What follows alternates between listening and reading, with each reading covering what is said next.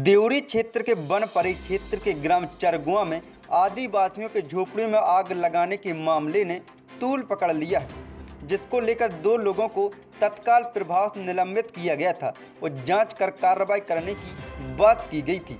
अन्याय व अत्याचार के विरोध में स्थानीय किला मैदान में देवरी में एकत्रित हुए जन समुदाय द्वारा देवरी नगर की सड़कों पर रैली निकालकर अपना आक्रोश व्यक्त किया।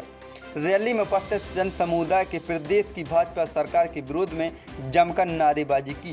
गोड़वाना महासभा जय भीम आर्मी तथा अन्य पिछड़ा वर्ग द्वारा आयोजित कार्यक्रम की अगुवाई स्थानीय विधायक व पूर्व मंत्री मान्य हर्ष यादव ने की। कार्यक्रम में मुख्य अतिथि गोड़वाना गणतंत्र पार्टी के राष्ट्रीय अध्यक्ष मोनिका दीदी, जैस जिला अध्यक्ष इंजीनियर रजत दीवान, गोड़वाना महासभा जिला अध्यक्ष प्रहलाद उइके, भीम आर्मी जिला अध्यक्ष धर्मेंद्र अहरबार सहित अन्य पदाधिकारी उपस्थित रहे। आर्मी भी शामिल है, जय संगठन है, आदिवासी विकास परिषद भी है, ओबीसी क्रांति सेना भी है, कांग्रेस पार्टी भी है।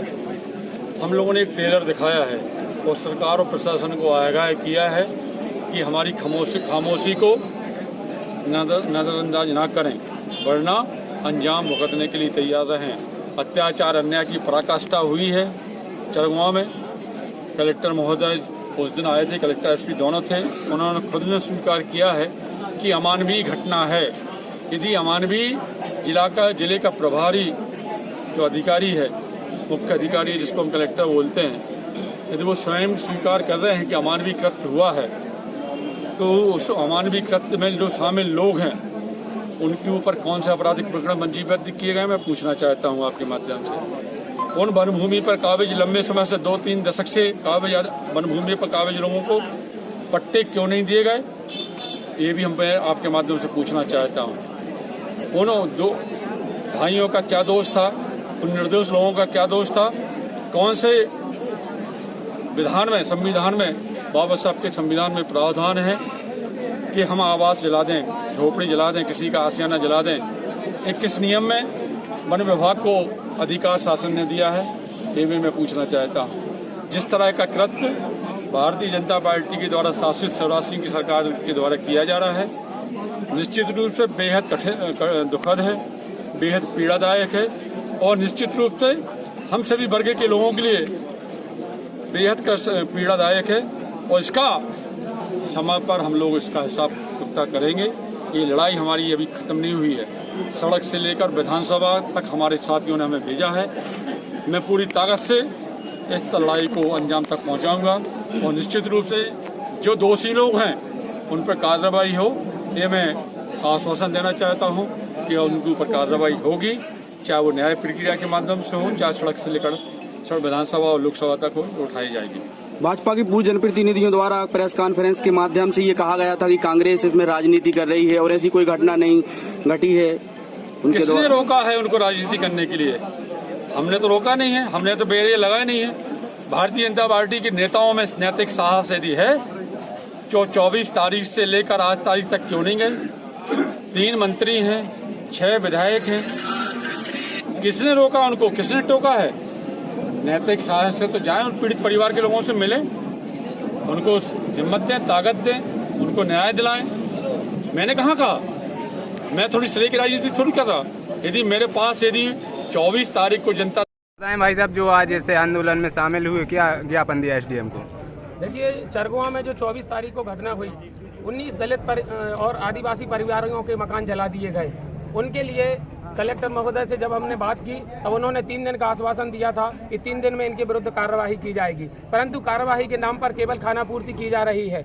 हमने जो मांग की थी कि सारे आदिवासी परिवारों को पट्टे दिए जाएं और सबसे मुख्यतः जो मांग की थी कि जिन्होंने मकान में आग लगाई है ऐसे अधिकारियों के विरुद्ध SC/ST एक्ट और आगजनी के मुकदमा दर्ज किया जाए, परंतु ऐसा कुछ नहीं हुआ और न उन परिवारों के लिए किसी प्रकार की मदद दी गई। हमने मांग की थी कि आदिवासियों के लिए पट्टे दिए जाएं और उस पट्टों पर प्रधानमंत्री आवास योजना का लाभ देकर उनको मकान बनाकर दिए जाएं, परंतु 10 दिन बीत जाने के पश्चात भी प्रशासन ने कोई हमारी मांगों पर ध्यान नहीं दिया।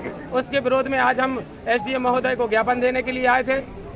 अपराधियों पर अगर कार्रवाई नहीं होती तो भीम आर्मी आगे क्या कार्रवाई करेगी? बिल्कुल, यदि अपराधियों पर कार्रवाई नहीं होती और हमारे आदिवासी भाइयों को जमीन के पट्टे नहीं दिए जाते हैं और उनके लिए मकान बनाकर नहीं दिए जाते हैं तो भीम आर्मी और जयस दोनों, जिनके लिए शिवराज सिंह चौहान कहते हैं कि आतंकवादी और षड्यंत्रकारी संगठन है, हम कहते हैं हम समाज सेवी हैं। पर यदि समाज की बात उठाना, अपने अधिकारों और हकों के लिए लड़ना आतंकवाद है तो हाँ, हम हैं आतंकवादी, परंतु हम सांस उसी दिन लेंगे जब हमारे आदिवासी परिवारों के लिए जमीन के पट्टे मुहैया कराए जाएंगे और उन पर मकान बनाकर दिए जाएंगे। और यदि ऐसा नहीं होता है तो भीम आर्मी और जयस मिलकर उग्र आंदोलन करेगी। अभी तो ये सिर्फ टेलर दिखाया है, इसके पश्चात मध्य प्रदेश पूरा आग में जलेगा।